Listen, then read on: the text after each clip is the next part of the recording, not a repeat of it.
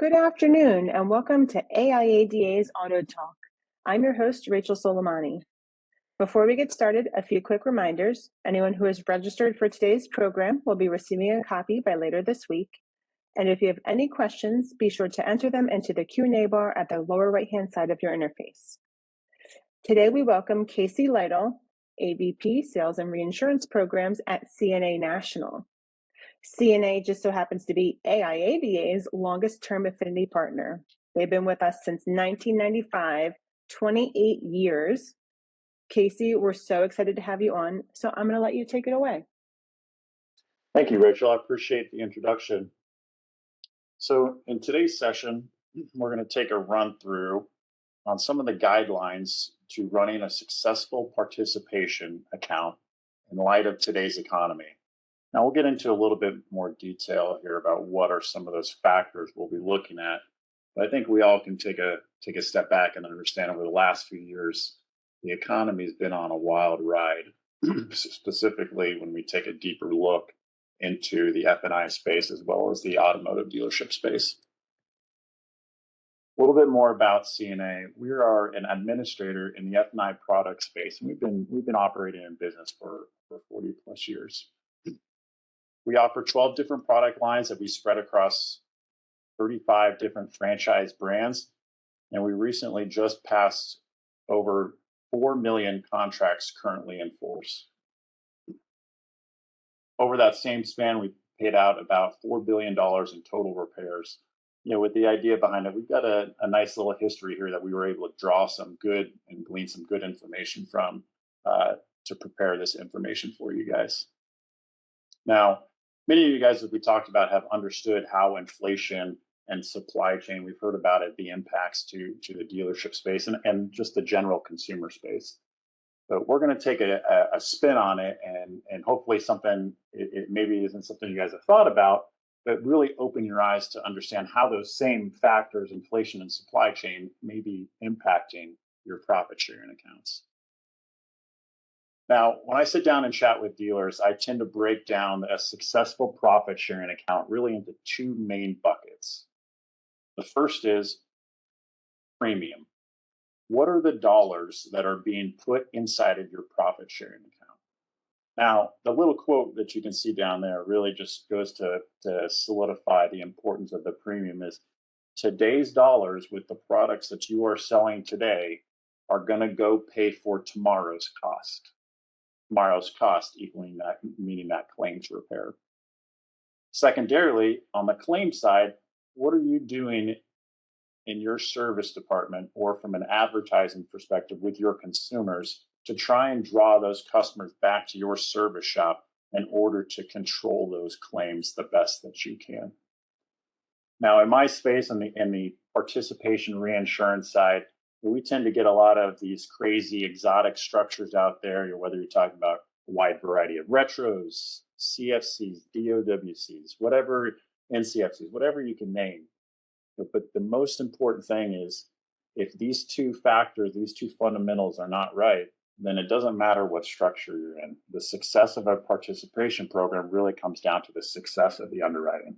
I mean, I tend to use a basic example is your Honda Pilot is not going to break down any different if it's in a retro versus if it's in a CFC.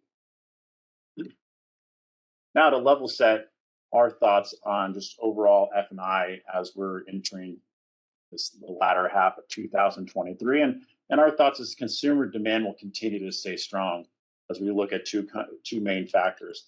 The first being is a chart I pulled from the Consumer Financial Protection Bureau. It's a 2022 report that they published.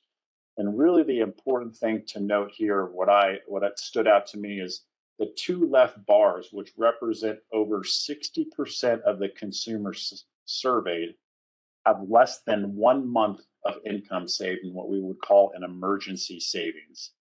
So emergency savings would be one of those savings that would go towards medical bills, vehicle repairs, any of those just unknown costs that pop up.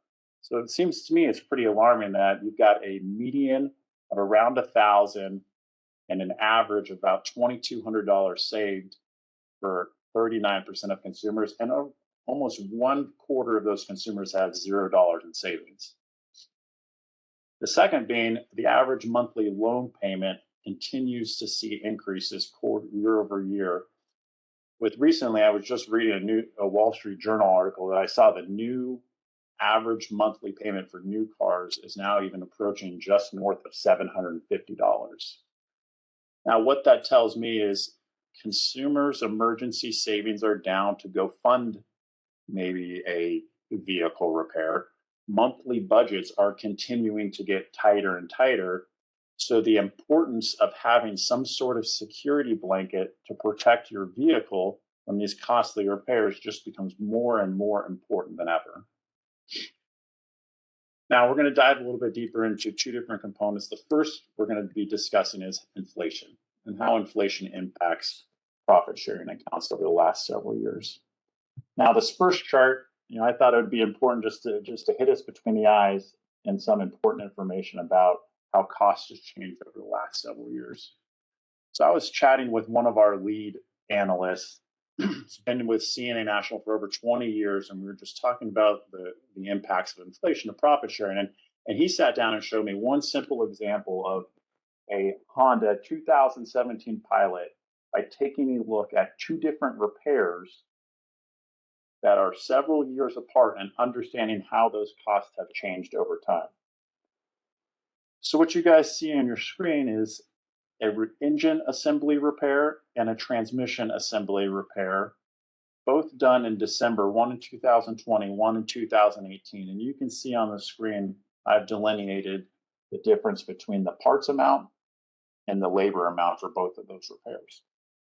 Now, fast forward to 2023 for that engine assembly repair, you can go ahead and see how that parts amount has increased and that labor amount has correspondingly increased as well. Same thing for the transmission assembly. Costs on parts have gone up, cost and labor has gone up, which translates for each of these repairs to double-digit increases in a matter of several years to account for the exact same repair on the exact same vehicle several years apart. What this is it had us take a deeper look into how the average cost per repair has changed over the last several years. So the chart that you're looking at would represent the average cost that CNA has seen on a service contract repair since 2017 to 2023. Now, I line that up with inflation because I want to get a good idea as to how the average repair has increased relative to what the average annual inflation is being represented. Now, again, as a reminder, inflation represents the year-over-year change in the cost of goods that a consumer may be purchasing. There's a lot of factors that drive it. New vehicle prices are a big factor into that, as long as energy and a couple other components. But in general, just to give an idea as to how the average consumer is seeing their pocket squeeze year over year for inflation. Now, when you look at the average inflation rate, we take a look at what the average cost per repair is from 2017 to 2020. So what that's showing us is each and every year there's been about a 6% increase in the cost per repair for those first several years represented on the chart. Even in those years, the cost per repair is already outpacing inflation. Now, as supply chain started to constrict, as inflation became a more driving component in the economy, what we're seeing is now the average cost per repair is now going up about 12% year over year compared to prior years. So again, the importance of understanding is the servicing of these vehicles and the cost to perform those parts and labor repairs is continuing to outpace inflation for the last several years. Now, don't just take my word for it. These are articles that our marketing team sends around internally, sends out to some of our dealer clientele just to understand how the cost and the costliness of these repairs continue to impact consumer pockets. It's incredible, right? It's really incredible to see, how these headlines just continue to draw attention for the repairing these vehicles. Now, we took a deeper dive into the average cost per repair increase to really start to understand where the drivers are coming from. So again, over the same period from 2017 to 2023, what we've actually seen is the parts and the labor split have actually remained relatively constant. Yeah, if you're to take a little deeper dive, it's actually for the first time in 2022 to 2023 is where we saw parts become a larger portion than labor costs relative to the average repair. Now, our thoughts as that continues to move forward tend to focus on let's understand where we think things are going. Labor continues to be a large portion of dealership operations. Service department revenue continues to become an more increasing importance to driving a dealership's overall financial health. So our thoughts are labor costs are going to continue to gradually increase over time as those payroll costs continue to keep pace with inflation, as well as additional headcount in order to support that increasing consumer demand in the service department. Now, our expectation is supply chain as a percentage of the average repair may slightly go down as supply chain components begin to stabilize in pricing. Right? So we saw with there became a limited availability of parts or materials for these parts became more expensive over the last several years, really drove the parts to be a more equal component. But again, the idea is those will continue to stabilize over time, and the expectation is labor may become a gradually more important piece to the overall cost per repair. Now, with that said, how can we think about controlling costs a little bit better? So we're going to take a deeper dive into the labor impact of a repair. So what this chart represents is two different trend lines for the average labor repair rate that we see for a CNA National business. The red line, what I'll call as client, represents a CNA National dealership. Let's call that Casey's Kia. The blue line represents a transient dealer. We'll call that Rachel's Toyota. So a transient dealer in Rachel's Toyota means they are not a client of CNA National. They're going to have their own labor rates. They're going to have their own labor servicing department. They handle their services how they handle it. The CNA National client, Casey's Kia, will represent the red line. Now, understanding these trend lines a little bit more opens my eyes to when I look at what is the disparity in average labor rate and how that has changed over time. So what we see in 2019 is the average split between a transient dealer labor rate and a client CNA National dealer labor rate was about 10%. Now, fast forward to 2023, and those transient dealers continue to increase their labor rates at a faster pace than those clients of CNA that is now representing almost a 25% split in the average labor cost per repair being done.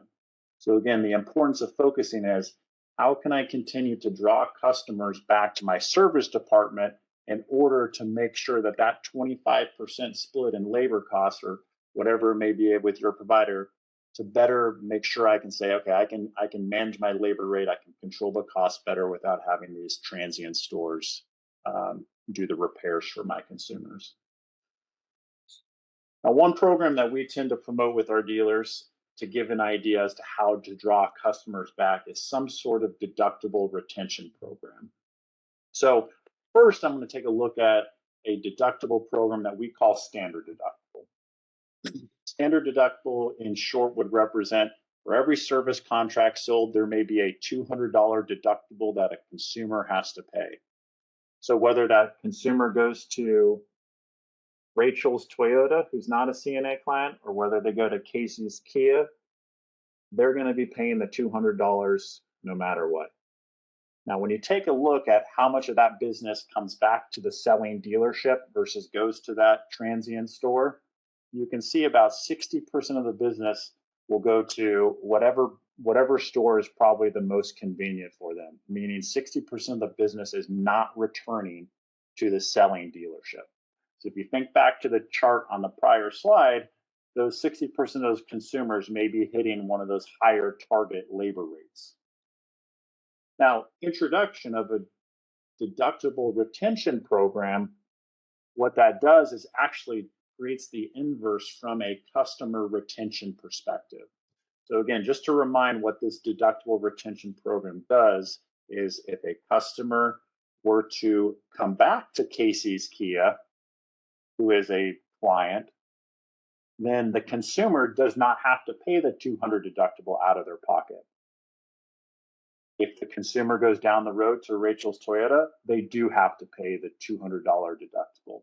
So what that does for the consumer in their mind is they're saving $200 by returning to the selling dealership. Now that dealership has the ability to control that claim more through their overall labor cost and how they source and procure parts for that repair. Now, one last thing to take a deeper look before we move on to supply chain is understanding term limitations and how controlling terms can help manage those unknown expectations around future costs and repairs. So what we got here is I'm going to lay out a hypothetical 10-year contract with the first 5 years represented right now by that red line. Now, I don't have any numbers up here, but that red line is showing a trend with a 6% increase year over year in average repair cost. That was pretty in line with the chart that we showed at the beginning for the average increase in repair. If that expectation were to continue to increase, then we're going to show a nice steady line approaching 6% over a period of time. Now, again, let's imagine if we wrote this contract, it's a 10-year contract 4 years ago, right? 4 years ago, I don't think anybody in here would have expected inflation to be such a major headline grabber or supply chain to be as big of an issue as it is. But what it tells us is that was an unknown and a big unknown that is having a dramatic impact on service contract business today. So the further you go out in term limitations and terms, the more unknown or variability you may have in the overall risk associated with the contracts that you're selling. So if we take a look and actually the 12% increase in repair rates year over year came to fruition, what that's telling me is that trend line takes a dramatic increase north, leaving that service contract open for potential risk that may not have been properly thought through. So again, the idea is if you think about how can I limit the term so I make sure those unknowns that I have out there, I can continue to control them to the best that I can. Now, maybe a spin on this to not really talk about inflation is what if you sell your dealership after 4 years, sell your dealership after 5 years, and then you've got a large book of business out there with 5 more years of runoff. That additional 5 years could be exposed to those other service shops, those other dealerships that are going to continue to make sure that their service department is healthy, but may have an impact on the overall underwriting performance of those claims coming out of your reinsurance position. Now, next, we're going to dive into supply chain a little bit deeper. I think this doesn't come as any surprise. This comes from the NADA mid-year 2023 report, both of these numbers. But on the left chart, you can see inventory on new vehicles has increased compared to prior years, but still remains relatively dramatically lower than where we were at pre-pandemic levels. Now, despite those pre-pandemic levels being higher, the average retail price of a new vehicle continues to increase year over year, with 2021 and 22 seeing the most dramatic price increases compared to prior years. So what this tells me is new inventory and supply chain continues to remain down, but dealerships probably are continuing to remain successful on their top line new vehicle revenue, keeping it relatively steady year over year.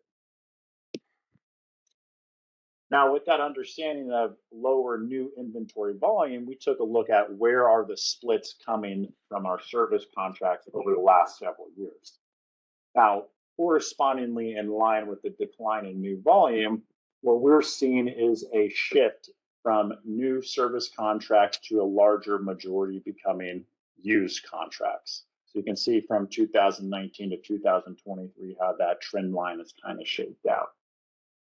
Now, if we dig a little bit deeper into understanding that used inventory, what we did is we split that used inventory out to better understand how many of those contracts were sold under a manufacturer's warranty still versus how many of those service contracts were sold outside of the manufacturer's warranty. So the chart you see here will show with the left column representing the percentage of used contracts sold under a manufacturer's warranty, and the right one representing those sold outside. So as you move from top to bottom, you can see that shift, and a larger majority of those used vehicles are now starting to fall outside of those manufacturer warranties. Now, additionally, what we've seen too is on that used side, with the used becoming a larger portion of those dealerships, it becomes more important to understand what does your used inventory look like.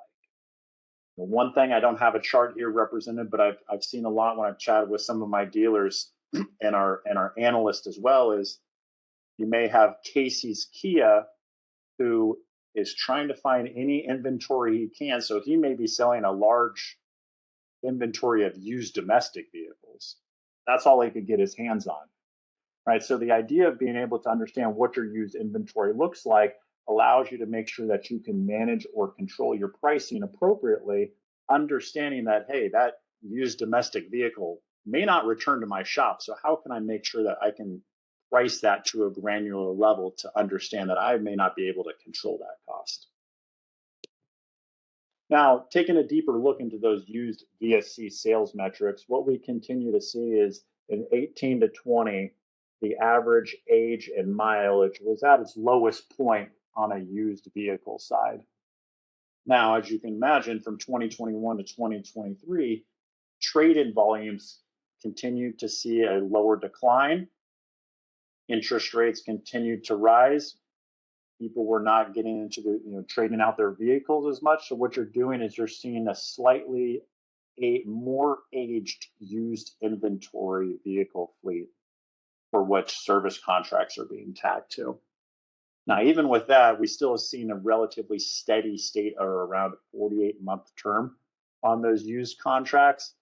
But with the idea of a 48-month contract being tagged to an older vehicle, I think it's important to understand that now that 48 months is going to be on top of that current age versus if you take a look at 2018 to 2020, that's 48 months on a much more lower aged vehicle relative to where we are at today.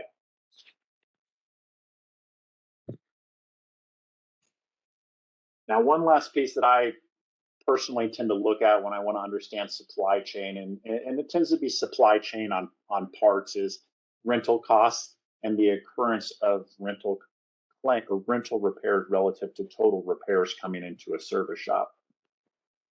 So what we've seen over since 2019 to 23 is actually a steady state increase in the average rental cost per repair.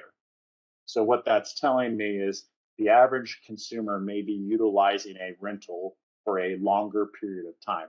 Now, whether it's a rental or you may have some sort of manufacturer incentive to utilize some loaner vehicle, or you may be utilizing the Uber or Lyft program, the idea is those average costs have continued to increase, meaning the utilization for a longer period of time has taken into effect, as well as the percentage of repairs which have a rental tag to it has also seen a steady increase over a period of time. Now, for me, what that tells me is supply chain we alluded to earlier to procure those parts is continuing to remain a constraint, as its consumers are needing to utilize these rental vehicles for a little bit longer while their car remains in the service shop for an extended period of time. Now, with all this information I've thrown at you, I think it's nice to understand, what can I do to help control some of these factors to create a successful program? Now, the first question I always tend to ask is making sure we understand what's the purpose of your participation account. Right? Is it an account that you're trying to get money out as quickly as you possibly can? Or is it one of those programs that you're like, hey, this is my 401k, don't want to touch it. I want to let it grow over a period of time and utilize it when I sell my dealership off in retirement. So when you take a look a little bit deeper into some of the 4 factors that I would categorize as important to make sure you understand is, we talked about this already, is service retention. What can I do to drive my customers back to my store, whether it's through a deductible program or some other advertising spend or mechanism to best control those labor costs and limiting to repairs to truly what those causing complaints are. Additionally, are you keeping pace on your F&I product premium increases? The chart I showed you at the beginning is showing how that average cost per repair has continued to tick up and will likely continue to remain relatively high on a year-over-year increase. So the idea is, are you putting enough premium in to go fund those future price increases on repair costs? Understanding the products that you're putting inside of your profit sharing account. Right? We tend to focus a lot on service contract discussions here, but as you move into the shift of ICE vehicles versus EV risk, making sure you understand how that risk plays into your program, understanding what other types of products you could utilize to offset some of those labor and repair cost inflation increases. As well as I alluded to this on the used inventory side, is understanding the pricing model as to how your provider can help control the premium for the business that you're selling. So again, I alluded to Casey's Kia, who may be selling a large used inventory of domestic vehicles. Now here at CNA, we can control pricing at a very granular level to make adjustments to account for that, while making sure we don't limit the F&I front-end sales for some of their other Kia or import business that they're doing. So we can control the risk appropriately, but make sure the F&I guys are continuing to bear the successes of their fruits. Now, I think it's important to understand as we round all this out is there's really no one important factor that I would contribute and say is the primary driver. There's each and all these levers matter to the success of the profit participation program, and each one can be thought through, customized to each dealer situation. So again, it's important to sit down, make sure you understand, okay, how does my situation play out to each one of these factors so I can best make the choices to manage a successful participation account. Now, for more questions or more information you may have, you can reach out to us, or you can follow us through scan the QR code for additional information about CNA National. Or if you have any additional questions you'd like to reach out to me, I'm more than happy to help with. Thank you, Rachel. Casey, we had 2 questions come in, so I'll read them off for you. The first question is, how often do you recommend I review my profit sharing account to understand the impacts from inflation and supply chain? Well, I think that's very dependent on where you're at in the overall life cycle of your profit sharing account. If you're brand new to setting up your reinsurance position or your profit sharing account, I think you would want to do a quarterly, every so often, maybe every few months touch base, just to understand what type of business am I putting into my profit sharing account, and is that the right type of business I want to put into it? And what I mean by that is the overall term, the overall products, and am I also seeing any early claims that may be coming in that I can help control on a used vehicle side? Now, going forward, we tend to like to take the approach of a semi-annual, or depending on the dealer's appetite, annual review, just to continue to understand what can I do on an annual pricing change in order to manage that claim risk to appropriately account for what the future of my program looks like.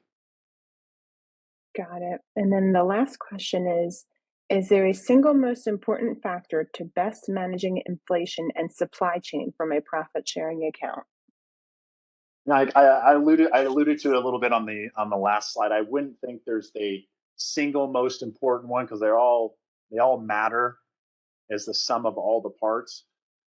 But if you were to probably focus on one, I would say the pricing, making sure you have the appropriate price for the risk that you're putting in there, to understand that if I'm going to sell that 10-year term, I have the expectation that there may be some future unknowns out there. but I feel comfortable enough with the premium that I'm putting in there to be able to absorb those unknowns.